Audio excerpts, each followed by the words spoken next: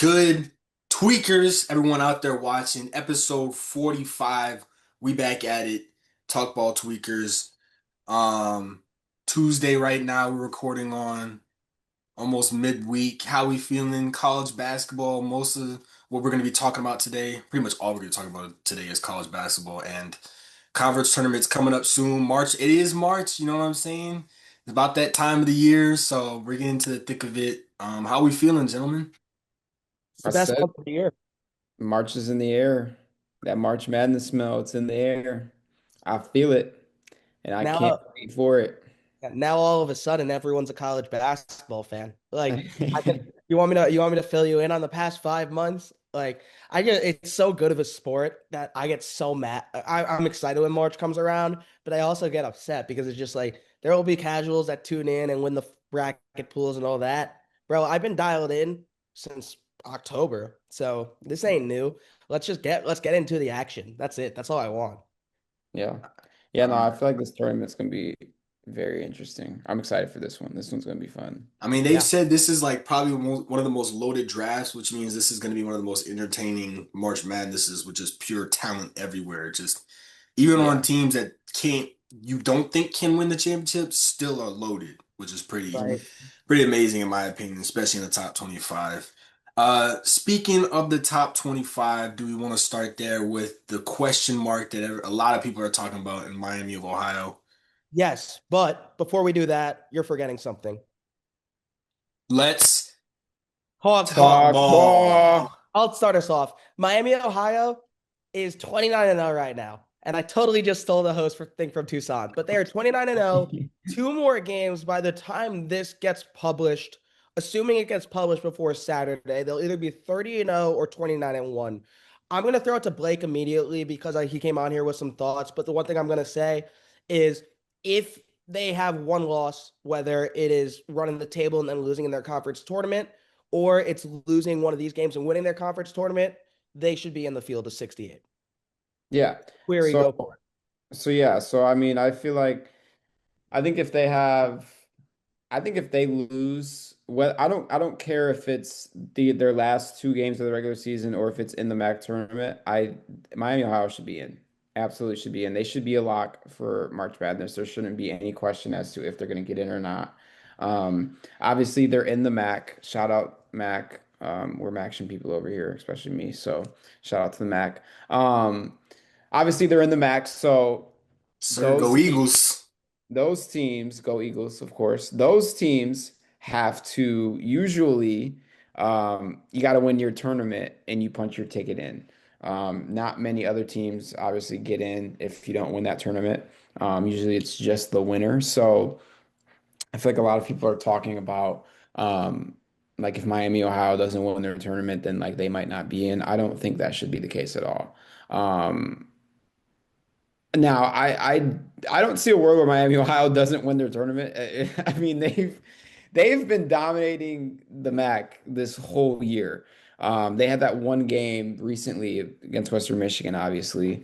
But like they have been a dominant team in the MAC. So I don't think there's gonna be a world where they don't win the MAC and they're automatically in. But yeah, and then they're also projected an 11 seed. Now, in terms of seeding wise, I honestly I wouldn't be too upset if that they were to get in as an 11 seed. I would kind of understand, but I feel like you have them, what are they, 19th right now in the nation? Yeah. If you have them at 19 in the nation, why in the hell are they an 11 seed? If you are saying that they are a top 19 team in the world, then they should not be an 11 seed. That just it shouldn't happen. So that's my thing on it. I think if they get it, I think if they win out, if they go undefeated until the tournament, then they should absolutely be I think they should be shit an 8 seed or something like that. 7, 8 in that range.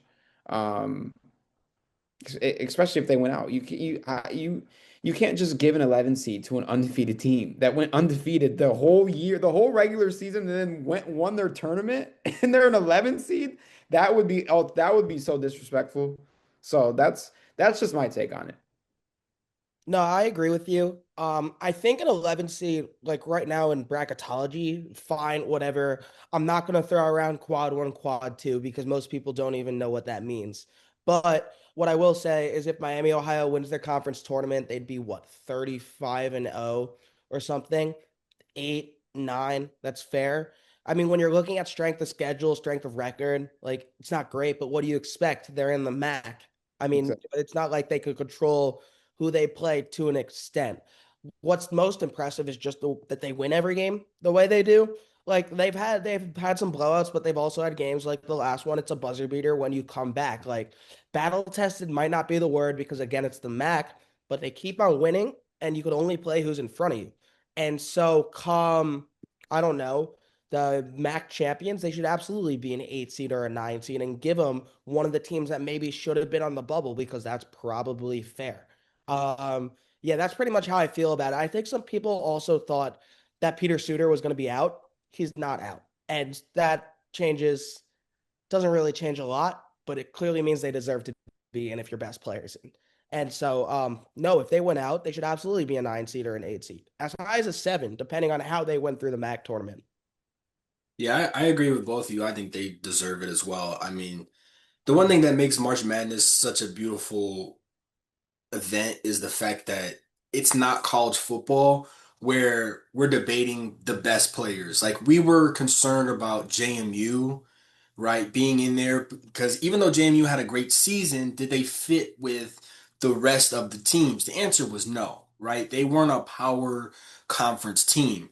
But when you look at basketball, it's like you can get the teams that aren't powerhouses. You can get the teams that aren't like big major guys that are getting 5 stars but they're getting the 3 stars and the transfers from other schools who are trying to make their way up. And that's what makes the sport beautiful. And so I feel like you reward behavior, you reward, I won't say behavior, you reward actions when it shows that they belong here. If they go undefeated, they go undefeated, right? They deserve that 8-9 seed. And I think that they deserve a real shot. Because who knows? March Madness, anything happens. Let's say they get an A seed and then all of a sudden they get a favorable matchup and then they start going on a run. And then it's like, oh man, the Cinderella story for this year is Miami of Ohio that went undefeated. And then boom, it's like they won 3 games and all of a sudden they're in the Sweet 16 and everyone's cheering for them. That's not what it's like in college football, where we're like, we want the 2 powerhouse schools. We want Ohio State and Miami to go at it, right? This is college basketball where anything can happen.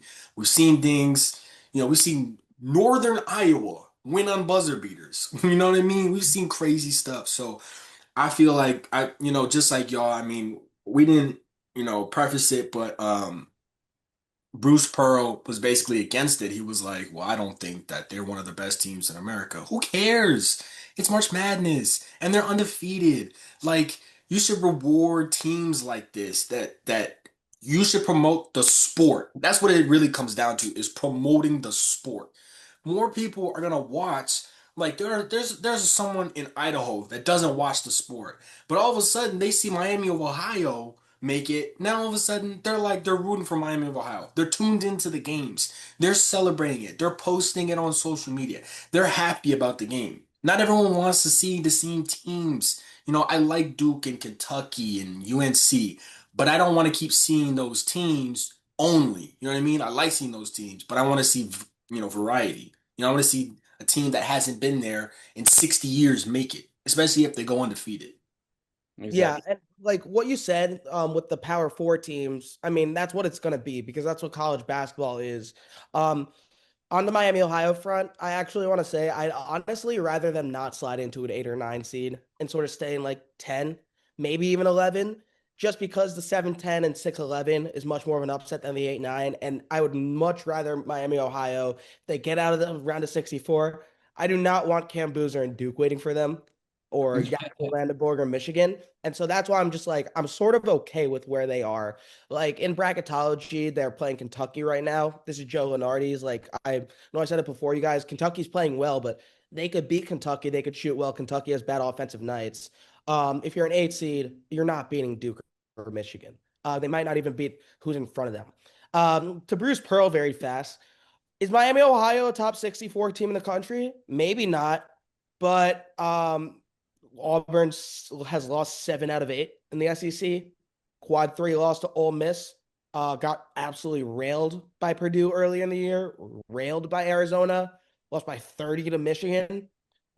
Best win is probably a St. John's team that was playing its worst basketball of the year.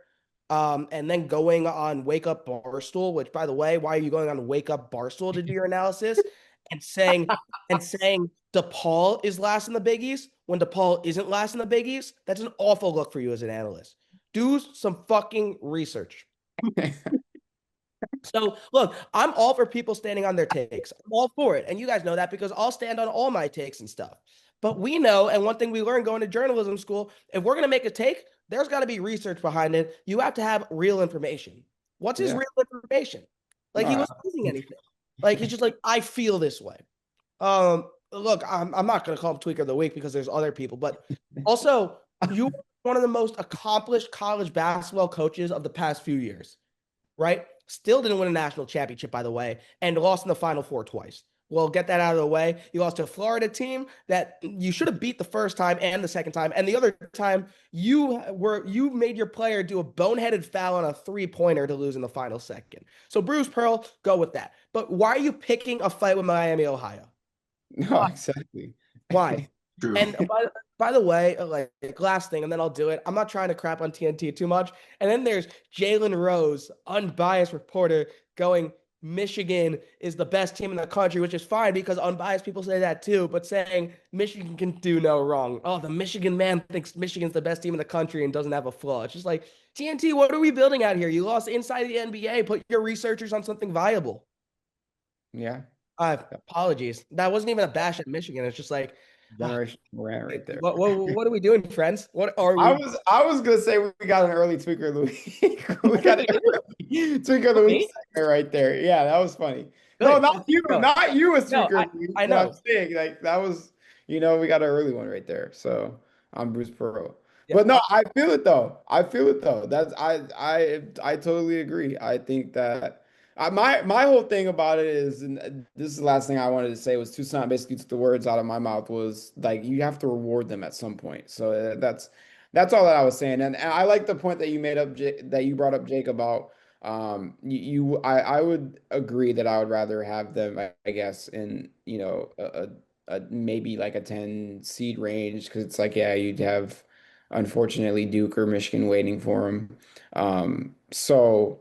Yeah, I just think all in all, you gotta reward them at some point. I don't like 11 seed. That's all I'm gonna say. I do not like 11 seed. I think a 6 seed matching them up against a 6 seed is just I'm not gonna say it's a death wish. I think that obviously they can beat a 6 seed, but like most of the 6 seeds that we're gonna see are probably gonna be very good teams that are going to beat them. So right.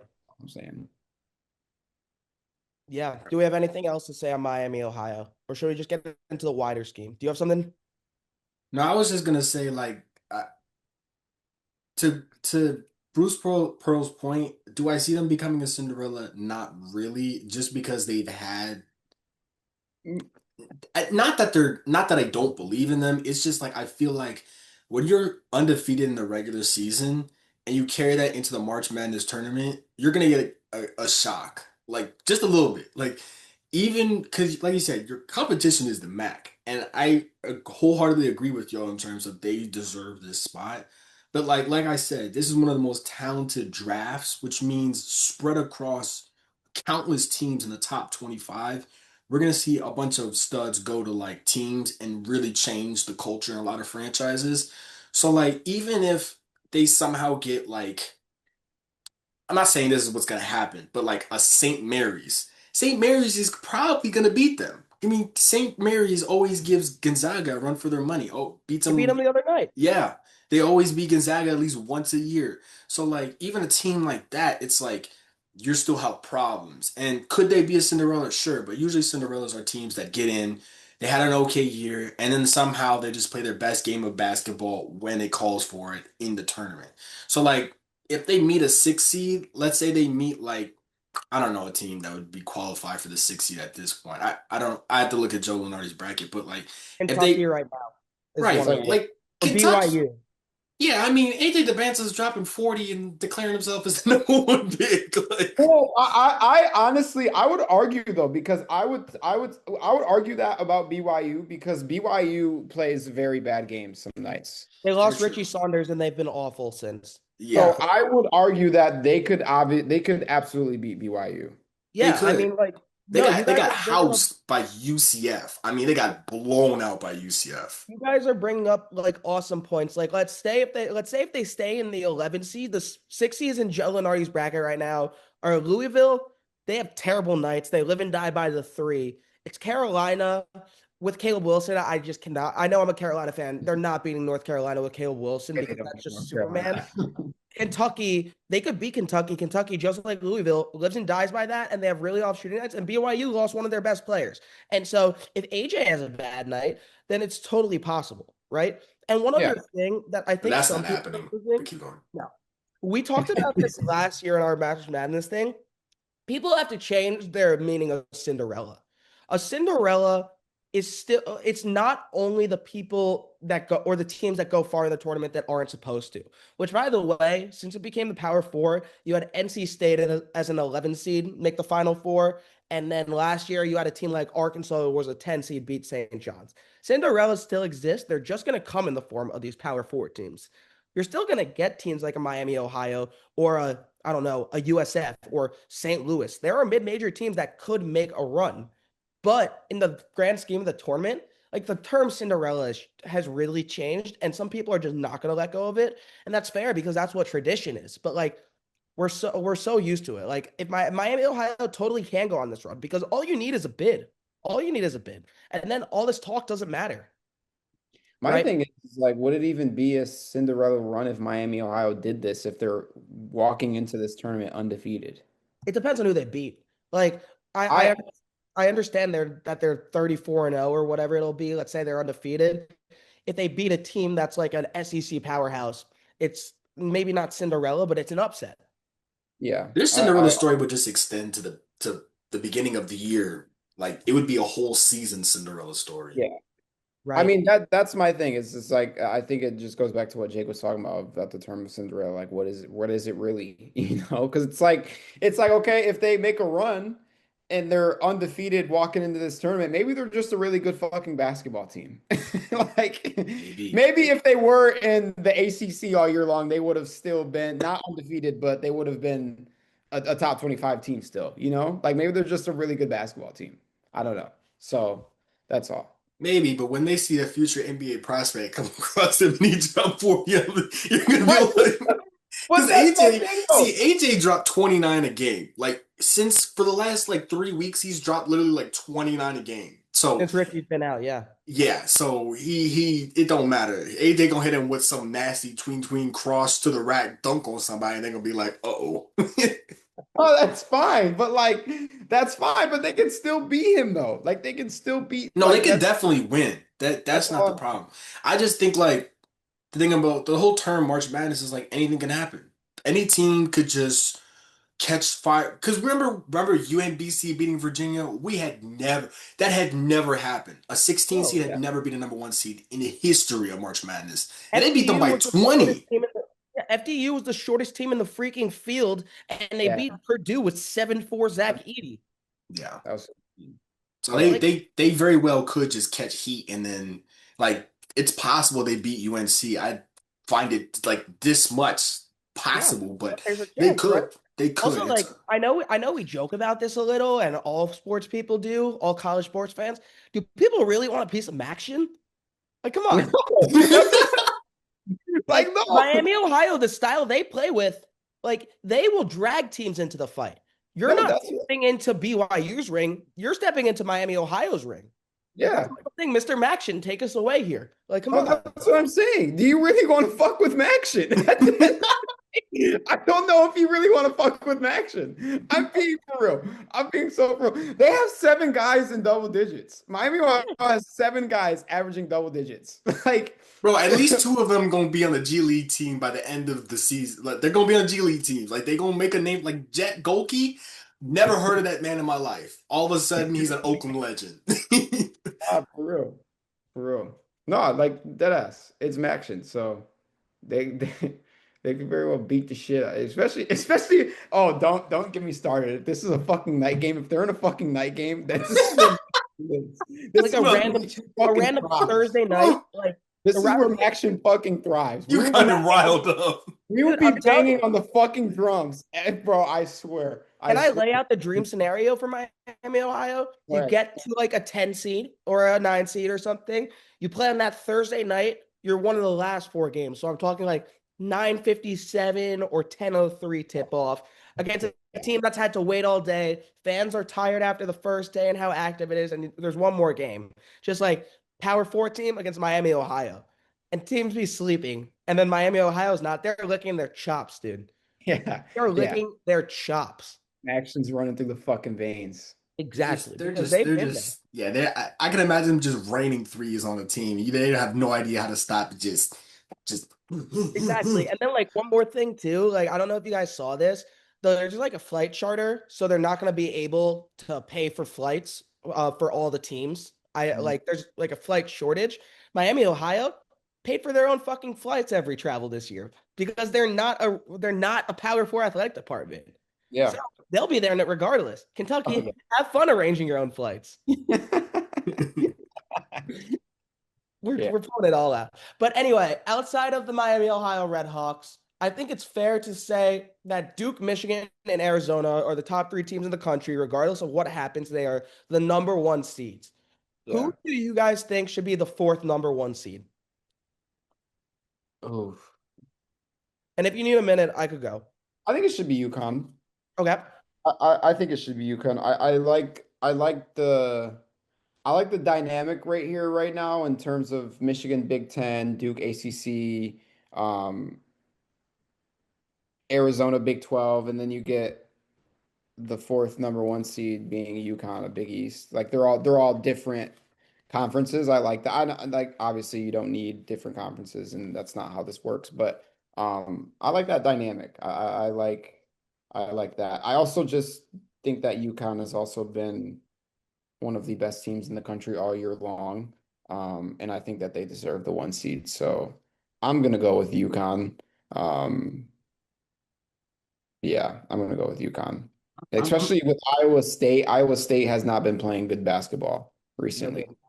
That would have been my 4th pick. That would have been the pick there for the last 4 seed, but after that we blowout loss we can get into it there. later, but I never believed in Iowa State. Yeah, I've never either. We could get into it after. Yeah.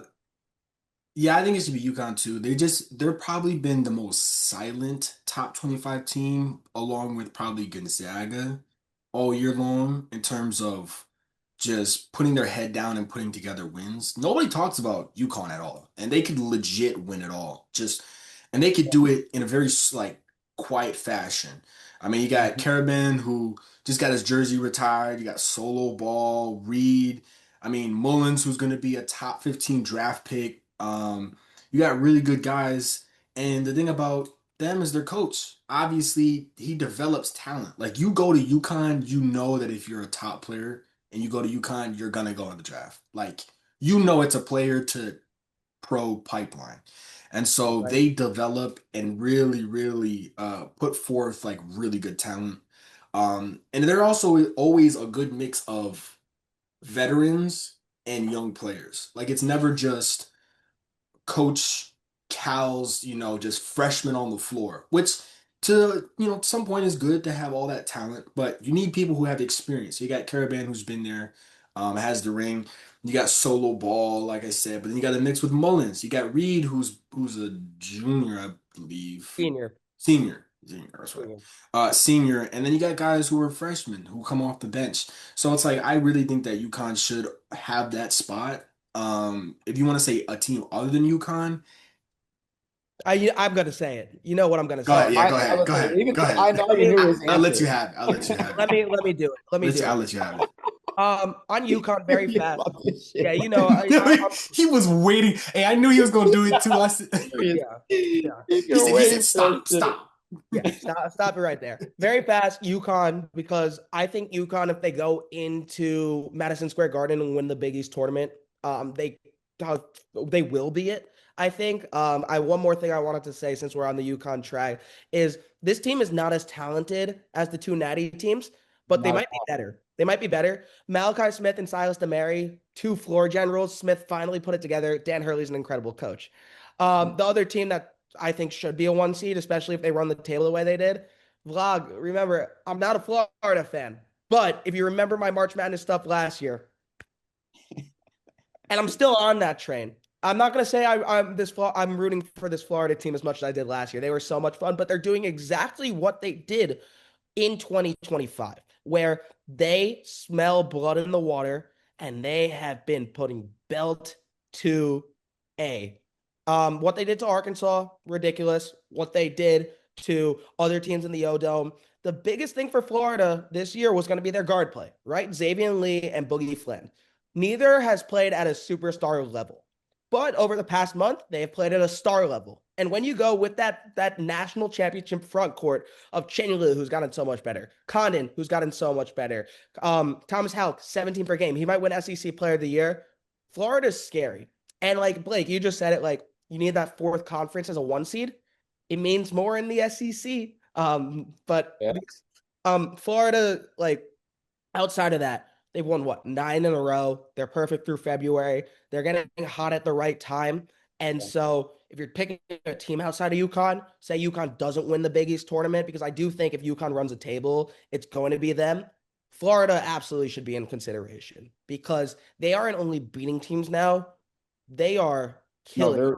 they're whooping the shit out of They are teams. whooping teams. And yeah, no, it's pretty scary. And like if you're Michigan and if you're Arizona and if you are Duke, I think one thing that we can all agree on, one of those, I don't think any of those teams will get Florida or UConn as a two, but if you do, good luck. No, Because yeah. you might not be as good as them, but those are two national championship rosters that could totally win it all. Mhm. Yeah. No, So Florida. yeah. I was gonna Gators. say no. Florida is nasty. I mean they got everything you want. Hauk is on the cusp of being a lottery pick. Like he's definitely a first round talent. Chinyelu is the All best man. defensive player in the Mhm. country. I mean, you can't get anything at the rim with him there. I told y'all, it really hinged on Boogie Flan for me, but Flan's playing a lot better. He didn't excel the way I wanted him to, especially transferring from Arkansas. Or was it Kentucky or Arkansas? Arkansas. Arkansas. It was Arkansas. Well, he committed to Kentucky and then Cal when he left and came Okay, with. yeah, that's right. Yeah, transfer from Arkansas. I was like, you got to step in and be the guy, especially with them losing all their guards and Will Richard and Elijah Martin. So, and Xavier Lee, really stepped it up. It looked like he wasn't built for the SEC, and now he's come back to really play. So I agree with that too. If I had to pick a second team, because if you take Florida, I think it should be Houston as well. I know that Houston ran through a little bit of a skid. They lost three straight. Um, they lost to Arizona, Kansas, and Iowa State. Iowa State has only lost one game at home. Arizona is a monster, even without Koa Pete. They're disgusting. And then Kansas is just, I mean, they got Darren Peterson and it's Bill Self. So for them, I think they just ran into a streak. Um, but Houston still really great defensively. They have two first round picks. I saw in the mock draft that Pistons might get Chris Senac Jr., which I absolutely love. He's That would be he's nasty. he's Yeah, that would be nasty. disgusting. Mhm. And they got Kingston Flemings. Um, and then Emmanuel Sharp is a sharpshooter who was there last year. You got Tugler, who's a defensive unit. Then you got No Limit Soldier coming off the bench. You got Masterpiece Son Mercy Miller coming off the bench. Absolutely, he's a dog himself. He doesn't even get Yeah. minutes, but when he's there, he makes a difference. So I really like Houston. I've always liked them as a school under Calvin Sampson, and they reloaded with immense talent. But I think they're going to get a two seed, and whoever they face, I think they're going to get right back to the Elite Eight. Speak of dragging someone into a fight, right? Yeah, No, yeah. I was just about to say that. They're another team out for blood.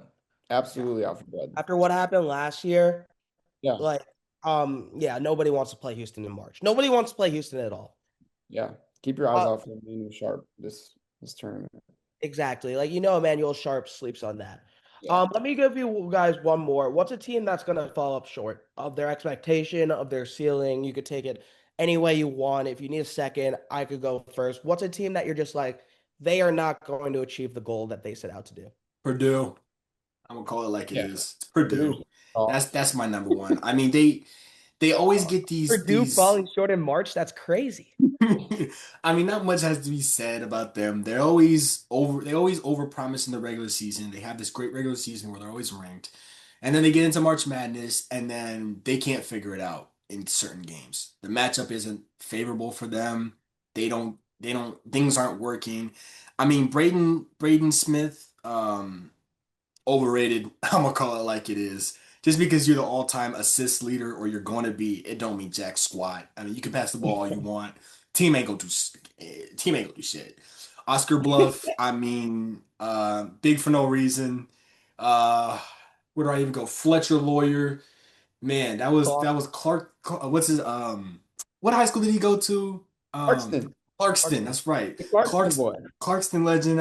I know, his brother when Mr. Basketball was a walk-on at Michigan His brother State. was different though. His brother was nasty. His They're brother nasty. They were nasty in high school, but he's not gonna do jacks. I mean, sometimes I'll be wondering how he guard people because he looks small, but he's like 6'6", so I have to like curb my expectations. Um, but yeah, no, Purdue is definitely probably my number one. I think just to say this, I think most of the Big Ten teams are gonna fall short. I think Nebraska, Michigan State, and Illinois are all gonna fall short of what they think they can produce. So Yeah. Big Ten, you know who runs you. You know who drives the wheel. You know. They're all yeah, they're all fighting to get back to Indianapolis. Hmm. Yeah. Yeah, mine was Michigan State. I was gonna say Michigan State. It brings me a smile to say it. I just- it's so beautiful to say it. I think Michigan State, man. You don't want me. I don't want to get started on Jeremiah Fears. You already know how I feel about him, but How the world feels That's about hey, him. that's Lou Dort 2.0. I'm calling it. That's too nice. That's too nice. Yeah, way too Doesn't nice. play defense like Lou Dort. Lou Dort has a ring. Yeah, Oh, exactly. Lou Dort got carried by Shea. Yeah, exactly. I think there's a lot of teams though that you can include in this. Like Michigan State's one that that's my main one is Michigan State. I'm I'm also going to go with Arkansas. I think Arkansas was projected to be a very good team this year. I'm not going to say that they were projected to be this top five, team or whatever, but a lot of people wouldn't have been surprised if they finished top 10, and they were definitely projected to be a top 15 team this year. Um, and I think that they are going to be an exciting watch in the tournament, especially Darius Acuff Jr. That kid is a hooper. He is a hooper, and I've seen it since I was a sophomore in high school or sophomore in college. That kid can ball. Bro, he come Uh, from a whole family of hoopers. Bro, I they're played against his brother one time, and then I saw Darius Acuff, and I was like, "Is that his brother?" And I was like, "Oh yeah, this You talking about he's Tyson? yeah." I hooped Tyson, against I hooped against him in high school one time. yeah, Tyson's his cousin. Is his But cousin? yeah, Tyson's his cousin. Darius has a younger brother. yeah. Oh, I thought Yeah, that was Darius his Darius has has a a brother. younger brother in high school right now, and he's nasty. Bro, even I his, think his dad hooped in Detroit and was nasty. I saw his highlight tape in Their on whole, TikTok. The whole yeah, family is the crazy. whole family's crazy. Yeah, no, it's yeah. Tyson's his cousin. His brother is in high school right now, and he's gross. So there's another one coming. So. But yeah, I think unfortunately though for Acuff and the Arkansas squad, I think they're not going to do too much in the He's the only tournament. one that creates offense on that team. Like everyone else is just OD athletic, but they don't create offense behind it. He's the only pure hooper that they got for real. Like he's the Malik only Thomas has not one been good lately. who is a pure hooper on that team. I mean, Oh, Billy Richmond is good, but he's just got crazy athleticism. He can't really shoot that well. Brazil is really lanky and really good at the hoop, but he only averages like 12 points per game. Just yeah, Darius Acuff is literally their only form of like the guy. offense. You search the offense, and that's about it. The only guy. So those are my two. Valid. I say this, I feel like every year that they're relevant. Virginia. I swear it's not a personal thing to my sister Izzy or all the UVA fans that wanted to cry to me after I watched Carolina whoop you. Um, UVA is a fine basketball team. They're a top 25 basketball team. What Ryan Odom's done in year one is great, right? They Malik Thomas is good, Testa Ritter, Dalen Hall's been a godsend for them, few others. When you look at UVA's resume, what is their best win? Their best win is at Louisville without Michael Brown. Besides that, they don't have a ranked win, right? They beat Miami at home in a game that they arguably should have lost. They got killed by Duke on Saturday. North Carolina, who wasn't playing well, came into Charlottesville and beat them. You lost to Virginia Tech on the road. You lost to Butler. UVA's resume, strength of schedule, whatever it is not as good as people think. And since they won the national championship, it is a tale as old as time. UVA falls short in the NCAA tournament. Do you know how many NCAA tournament games they've won since they last won the championship? Zero. Zero. Zero. Yeah. Yeah. Well, who was it? Kihei Clark that threw it? Virginia, but anyway, let's keep it like this. Kihei Virginia, Clark. new team, right? New team, not a lot of great wins, doesn't shoot the free well. Plays good defense, but also has games where they give up 80 to 90. Like they gave up 77 to Duke, and Duke took out their starters towards the end. They gave up what's it called? Gave up 86 to Miami. They gave up, I'm trying to think of other ones, like the UNC game. UVA, if they get a scrappy team that can shoot, they're gonna lose. It's They got gonna be taken like double overtime with Notre Dame. yeah, exactly. Like Double double. over. Yeah, exactly. They got the schedule of the New England Patriots. They got the Patriots schedule. It's a weak Exactly. schedule. And people, I'm not gonna act like the entire college basketball world is acting like it because UVA is getting respect and like some of it is deserved because what Ryan Hodom's done there is great. But anybody that thinks they're a real threat to make the Final Four or let alone the Elite Eight, like good luck. Because one more thing in March, like we know that there's Cinderella stories and there's feel good stories. At the end of the day, especially over the past few years, talent prevails. Am I taking I don't know, am I taking Emmanuel Sharp or am I taking Testa Ritter? Like, come on. Come on. And I like Testa Ritter a lot. I do. I do. And I like Malik Thomas a lot. It's just like, who am I taking? Not you, Virginia. I feel it. That's a good Yeah. one. Yeah, I'm trying to think if there's anyone else that I'm just like, no, well, I'll leave it there. Virginia's the one that stands out to me. I feel like the one that it's unfair to them, and I like Texas Tech. I think they handed Iowa State their first home loss, which is something. That's actually a big thing because Iowa State was like 13 at home, 13 and 0 at home. But I think without JT Toppin, I don't think they have a real shot to win it all. He went down with an ACL tear a couple Yeah. weeks ago, and I just like he was their guy. They have Chase Anderson, who's really good, but they don't have a guy that can go out and drop like 30, like a legit 30 a game. And JT Toppin was that guy. He was crazy in Well, the Christian Anderson's a hooper. No, He I'm is not saying he's not a hooper. I'm just saying he can't not that he can't. But he's not the type of guy that's just gonna go casually score 25 to 30 every single game like JT Toppin was. He's a hooper for sure. He can score 30, no doubt. But he's not the guy who's gonna be like, all right, I need to score 30 here because I'm the guy. He's the guy who's gonna score 20 when he catches fire and he feels it naturally. You know what I'm saying? Like Yeah. he's really good, but the rest of their roster just isn't good enough, in my opinion, to warrant that. They have good players. Atwell's okay. Um, I mean, I'm just looking at the roster. They have guys that can string together 12 points. Like they have a good team. And if you have a guy that can score 30 and you have a good team around him, you can win it. Texas Tech would have had a real shot, but without JT Toppin, I just don't think they have a actual chance against the big dogs. Like they can make it to the Elite Eight off their talent, but Absolutely. They're capable of still winning big games for oh yeah, sure. but they're not beating Arizona, Michigan, Duke, UConn, Florida. I don't think Houston they're even beating with that roster without JT Toppin. And it's not their fault, but a big injury like that, look at BYU. BYU could have gone far without their third best scorer in 18 per game, Richie Saunders. They're not going very far. Yeah.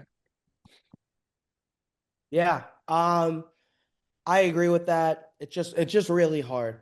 But let's go into some of the games that we have because it's almost conference tournament time. But we do got some big ones this week.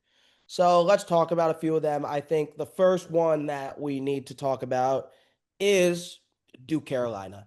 Now, if Caleb Wilson plays, or actually, I'm not going to talk about North Carolina first. Let's give Duke the respect.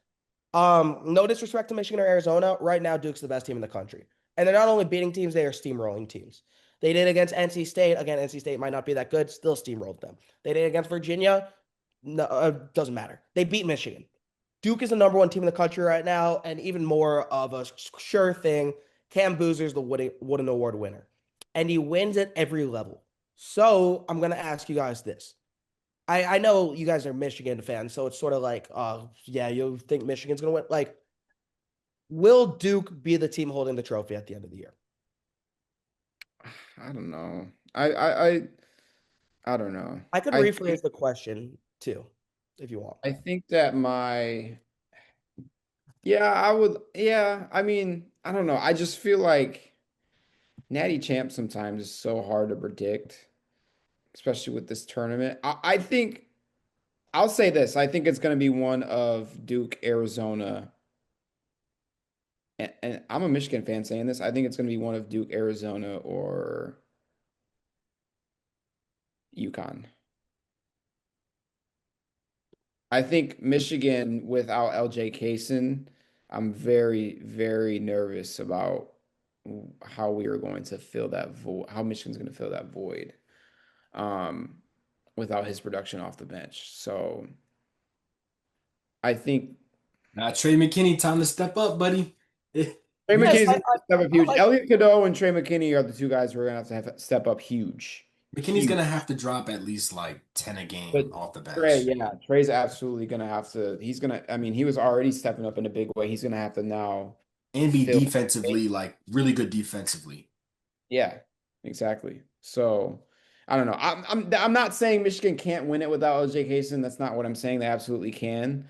I just I'm nervous as a Michigan fan how to fill that void without him. So I would say like to answer your question, are they going to? I don't know. I think that obviously absolutely they can, and I think they're one of my three teams that I think is going to win it all. So I kind of look at it similarly. I do think Michigan could win it all. The case and injury definitely is a cause for concern. Um, I think right now the top five teams and Houston, because Houston's seventh, can win it all. So I think that's Duke, Arizona, Michigan, UConn. I think Florida can win it all. Florida, it depends on the guard play still, in my opinion. yeah, Especially when they get down to the Elite Eight, it depends on how Xavier Lee and Boogie Flan play. But then I also think Houston can win it as well. So I have a bubble about six, and then there's some teams outside of that that it's like maybe, maybe if you really think about it, maybe. yeah. Um, but Duke definitely they've been steamrolling teams. Um, they're playing better than I thought they would be because they're getting better as they get along. Like Sar is That getting is the thing. better. They're getting Evans better. is getting They're better. they are getting Like better. they're just getting better as time goes on. And players, who is it? I forgot his name. There's a player on Duke who barely played that they're giving Harris, Damian Harris. Harris, yeah. They're barely giving him any play earlier in Darren Harris. I said Damian. Darren Harris. He's a shooter. They barely giving him any minutes, and now they're starting to increase his minutes. It's not affecting the team at all.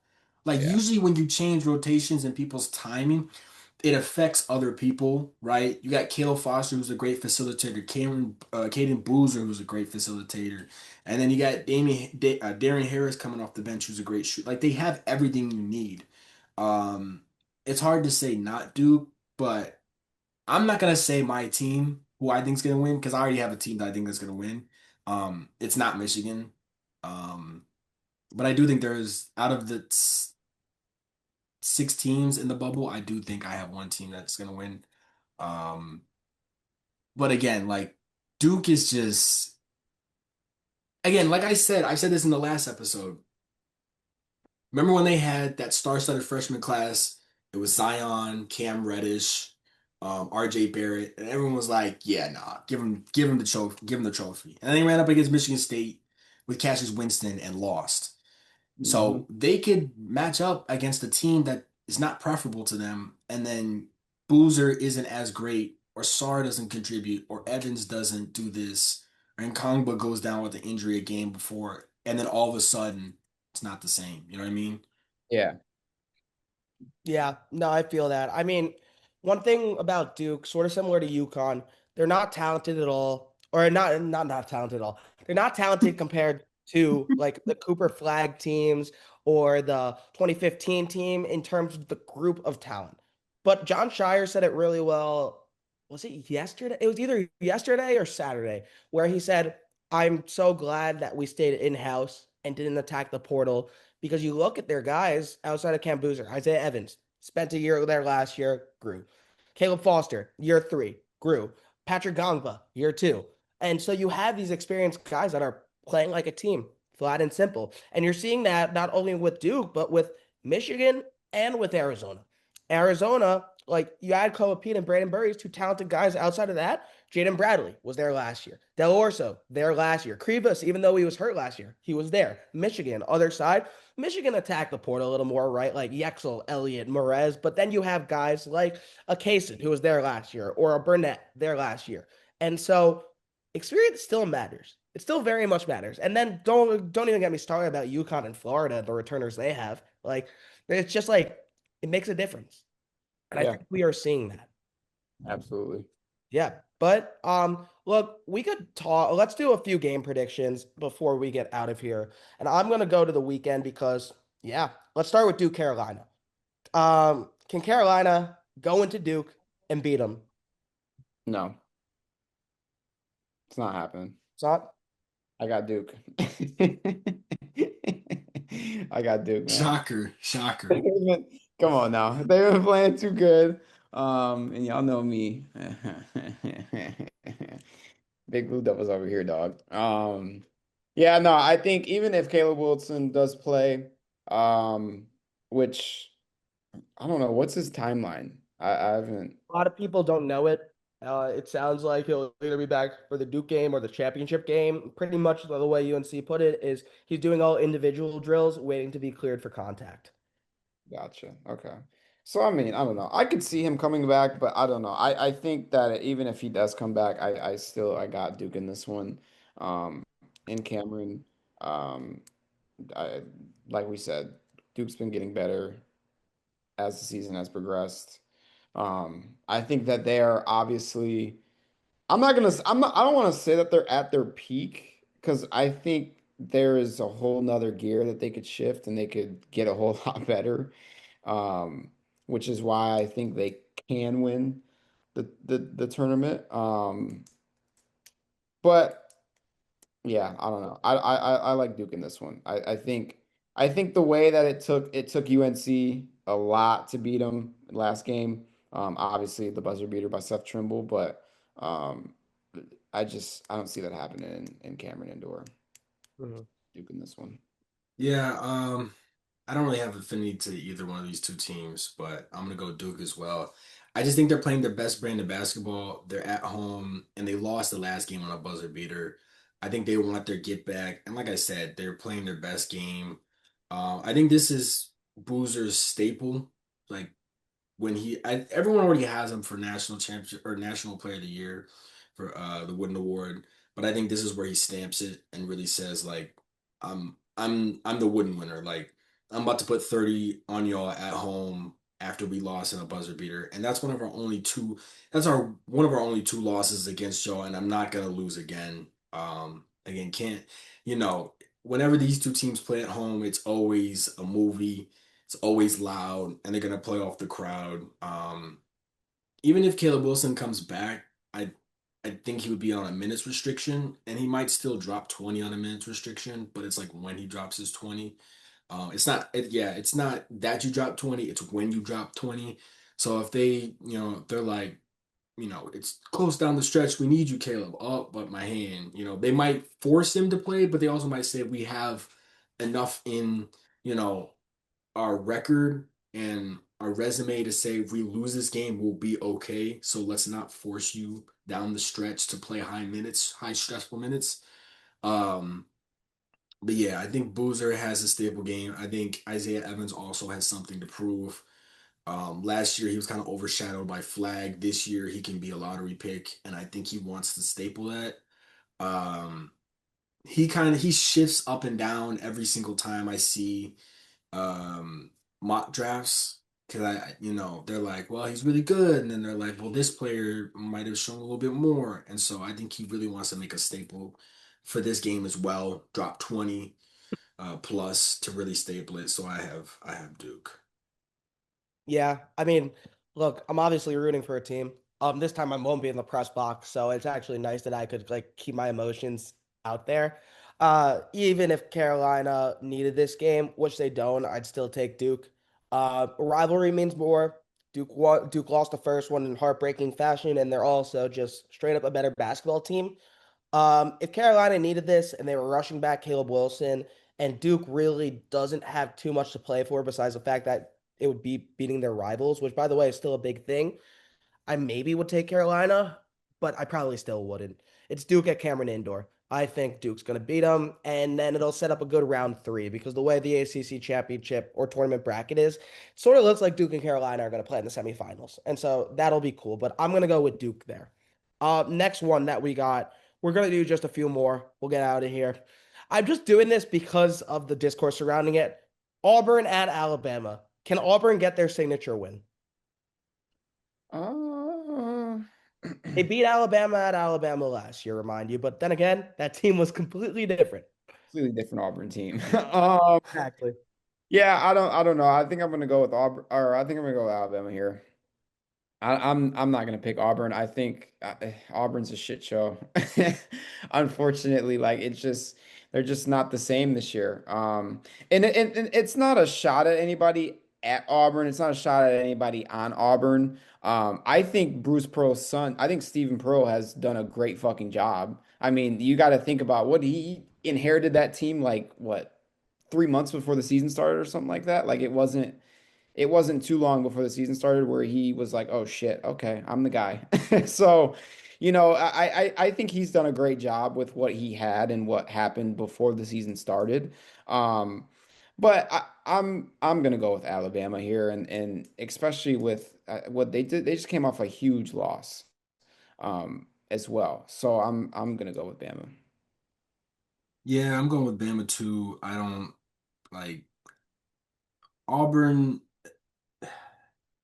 I guess with the blessing of the selection committee, they can get in, but they're gonna have to beg to get into the tournament. I mean, they've had bad losses, and it's been pretty, in general, pitiful. But I think, like Blake said, that he's done well. I think Pearl's done well with what he had because Dad was just like, his dad just basically was like, "I'm out, like, figure it out." Um, So, but I got Alabama. I mean, I think they, like you said, they had a bad loss. I think they get their um, get back on the right track game. Um, yeah, I think it's not a discussion Yeah. here. I mean, Auburn needs to win. They're not going to get it. I'll keep it that simple. Um, Two more, and then we'll do tweak of the week. I think we're all gonna be same on both of these, but we gotta highlight them. Kentucky's playing good basketball, and Florida's going to Rupp Arena to end the SEC campaign. Florida can clinch an outright share with one more win. They might already have it here. Can Kentucky beat Florida at Rupp? They beat Florida at Rupp last year. They can. They absolutely can. I'm not gonna pick Kentucky after what Florida's been doing to teams, though. I'm not on drugs. I mean, I mean, shit. Yeah, I mean, Florida's been belting teams, so I'm not gonna go against Florida right now. Yeah, I mean, yeah, Kentucky absolutely can win this game. Especially I love Otega Owe as well. I really do. Um, and I think that they have a real chance at beating them. I think honestly, this game, I don't think Florida's gonna belt Kentucky like they've been belting teams the past couple of games. But I mean, Florida's going to win. I'm not going against Florida here. Yeah, it's gonna be Florida Gators. I mean, I like Kentucky. Um, they have holes in their roster per se. Um, like there's like you said earlier, their shooting disappears at times. They really don't have like a after Oway, they don't have a guy that they're like, yes, like that's our number two for sure. They got Colin Chandler, pretty good, but his shooting disappears and sometimes he fades from games. Um, and the way that Florida's playing, I mean, Hauk wants the SEC player of the year. He also wants to be a lottery pick.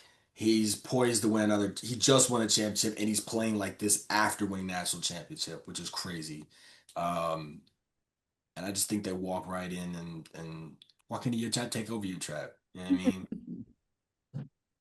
Yeah. Exactly. I'm going Florida too. All right, last one, Sunday. You guys know where I'm going. Ann Arbor, Michigan. Rivalry part two. Yeah, I guess Jeremy Fears is gonna try to triple Yexel again. I'll go first. Um, Michigan State, if they wanted a really high seed, they needed a signature road win. They got it at Purdue, but I spoke about Mackey Arena not being the same. Still the signature win. They're not getting it against Michigan. Michigan got a loss out of the way against Duke. I think the Wolverines, I don't want to say smack them, but I think they beat them pretty comfortably. Yeah. Um, yeah, I mean, I think like I briefly talked about Michigan a few minutes ago, and as a fan, I'm nervous to see how they fill that void without LJ Case in there. I think Trey McKinney, like you mentioned, Toussaint, he's gonna have to step up huge, like we said. Um, I think this game is gonna be the ultimate test. I think honestly though, with the circumstance of LJ Case being out for the rest of the season, I think that this is I think ultimately this game is good for Michigan because you get a top 10 team in Michigan State. You get a team who, can be one of those, top teams who are going to be one of those top teams in a tournament. Obviously, I don't think Michigan State can win the tournament, but they absolutely, that doesn't mean they can't get to the Elite Eight, the Final Four, et cetera, et cetera. Um, I think this is the perfect scenario for Michigan. This is the game where you see how you are going to play against some of the best teams in college basketball without LJ Kaysen in your lineup. So I think this is a good thing for Michigan. I think win or lose, it's a good thing. I think Michigan State obviously is going to be out for blood with after the game in East Lansing. A lot of missed calls there. There was a lot of controversy as well with Izzo and you know fears and so there's all that shit, but um yeah, I'm not gonna go against Michigan. Got me fucked up. I mean, come on now, dog. This is a big M block over here, dude. Like, I'm not doing that. So I think Michigan gets this one in Ann Arbor. It's in their home. And yeah, like I said, it's a good tester before you get into postseason play. So Yeah, I think it's pretty obvious where I'm going with this. Obviously, Michigan State is only has 5 losses, number 8 in the country. Still a good team. Obviously, Hall of Fame head coach, but not too much needs to be said. Michigan's just gonna win outright. So yeah.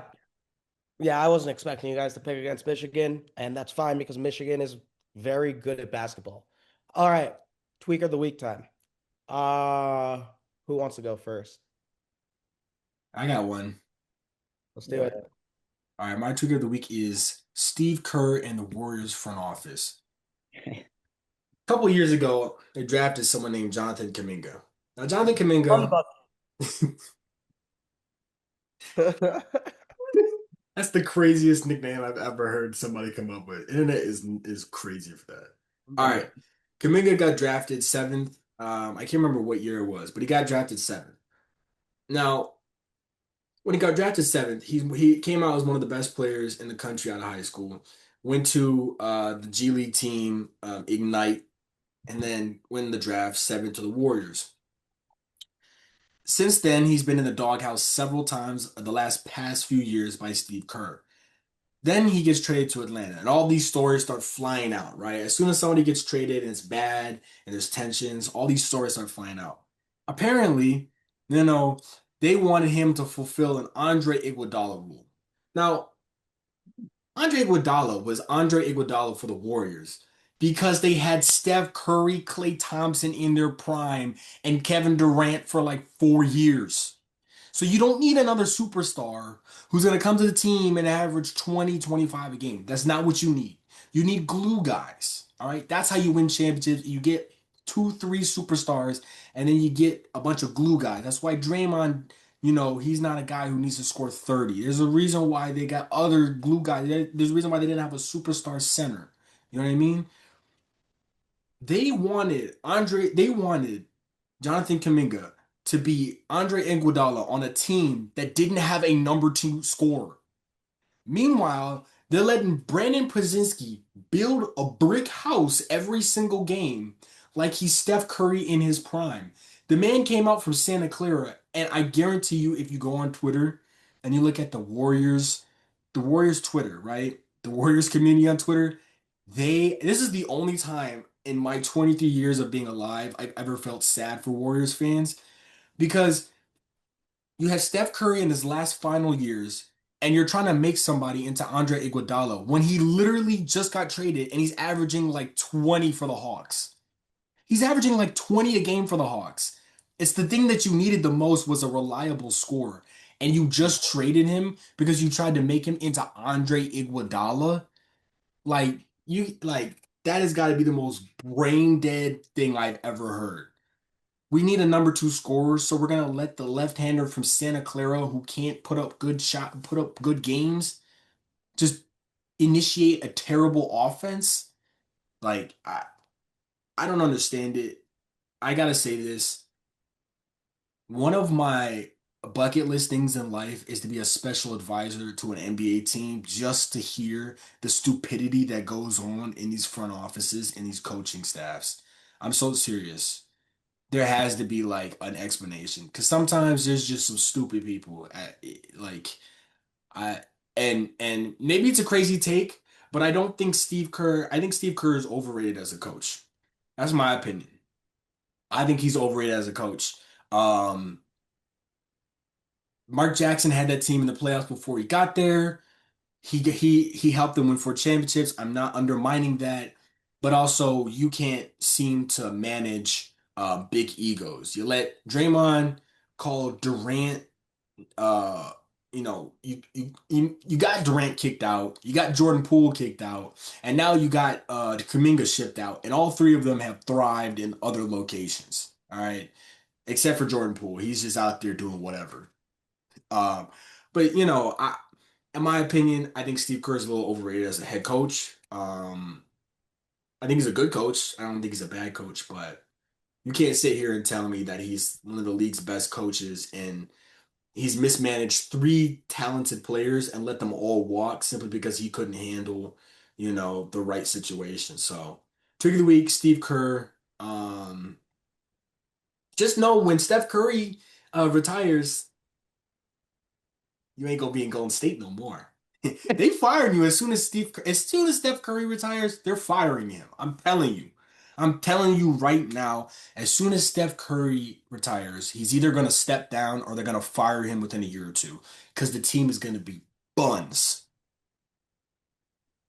Yeah. Yeah. Yeah, that's facts. Blake, you That's want to go or you want me to go? um no, you got it. Cool. Cool. Cool. Cool. Uh, oh gosh, my tweaker of the week. There's really a lot that we could do. There's really a lot. I am going to go with, oh yeah, let's do it. I'll do it. NC State. NC State basketball. I know I sent it to you guys off the air. I just find it really funny with all the talk going back to the offseason. Like, I know I'm a Carolina fan, but even if I wasn't, to copy what UNC did and talk all the smack when they were down their two best players. And since then, they have been belted every single game and lost to Notre Dame in overtime. And before that, you've now lost 5 out of 6. Um, a lot of talk Will Wade. And Will Wade's the one handling it well in pressers. He's just like they're better. So I'm not trying to throw shade at him. It's more the players that did that. And I'm gonna throw out one more too, because why not? Let's do it. New Jersey Devils fans, you guys do not deserve Jack Hughes. That's it. That's all I got. You don't deserve Jack Hughes. That's it. You're welcome. All right, I'm going with Luke Cornett. Luke Cornett came out today and wrote a blog about shaming the Atlanta Hawks, about doing a Magic City night. If those do not, if there's people out there who do not know what Magic City is, Magic City is a strip club located in Atlanta. Um, Very famous strip club. To my girlfriend, no, I have not gone to Magic City, so don't get mad at me. That's not. I've never gone into Magic City. I've never stepped foot. I only know it because the basketball players be talking about it. Hey, and ABJ. Huh? And ABJ. They And really, they be known for their wings. That's really what they be known for, though. Lemon pepper Lou. Lemon pepper wings, lemon pepper Lou. No, so the Atlanta Hawks, they are having a Magic City You night. just gave away your tell-all. I was in there for the wings. What are you talking about? I wanted some lemon pepper. So yeah, Atlanta Hawks, they're having a Magic City night, and Luke Cornett basically just came out and was like, it's disrespectful to women. The women have, carved this game of basketball, and there's a lot of women who put themselves, in the roles of, NBA personnel and whatever the case may be to make sure that, this league operates as well as it does, whatever the case may be, blah, blah, blah. Brother, those are not the same women that are stripping their clothes off at Magic City. Like, let's be for real here. Let's be for real. And then he goes and he says that we need to, quote, we should promote an atmosphere that is protective and respectful of the daughters, wives, sisters, mothers, and partners that we know and we love. Um, he's acting like these women don't have a choice. He's acting like Magic City is promoting an atmosphere, and as well as the Atlanta Hawks, because they're having a Magic City night, that is promoting an atmosphere of you need to strip your clothes. Like, that's not what's going on at Magic City. Like, it's not. I'm sorry. I don't care if that sounds bad. That's not what's happening. Those women are choosing to do what they want to do. And Hey, give him some lemon pepper wings and let's see if he changes his mind. that's what I'm saying. I don't think Fournette has tried these lemon pepper wings. I haven't even tried them, and I'm like, so like I just think that I don't know. I was just why? Why are you doing this? I feel like honestly he's bringing more attention to the women who aren't even involved in strip clubs. Like, why are you putting why are you trying to put family women into the Atlanta Hawks promoting Magic City night? To be honest, I feel like that'd be good for business. I'm not gonna lie. But it is good for business. It also, my thing is like Magic City is also a huge part of Atlanta culture. Like Yeah. it really is. James So Harden. shout out to James Harden. So Yeah, I mean, I just A think strip that club savant. I don't know. I think it's more so of a culture thing with what the Hawks are doing, but also like Luke Cornett did not have to do that. And then it's also like we never hear from Luke Cornett. So now we're Bro, now Wemby just turned 21. Let him have a fun night. Like, now we're hearing from Luke Cornett. So You know what's so funny? You know, Flight reacts every time he sees Luke Cornett. He's like this assistant principal. He calls him an assistant principal. Yeah, so I don't know. That's all I had Valid.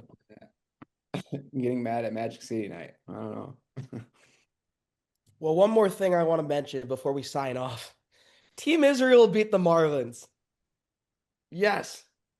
All right. Shout That's it from me. But anyway, so yeah, no, we got some fun college basketball stuff. We'll be back next week to break down conference tournaments. Nothing from me, just everyone beware of number 8 coming back from North Carolina. It's gonna be scary. And last thing, I'm saying this now. I think these two will agree with me too. And look, it's not that hot of a take now. Miami, Ohio's running the table up until the tournament. I'll Maction, baby. we'll stamp that. We'll stamp that. Maction, baby. But I'll throw it to my lovely co-host to sign us away. Um, that is all for episode 45. Comments. Um, comment March Madness thoughts. Who do you think is going to win the tourney? Let's do that.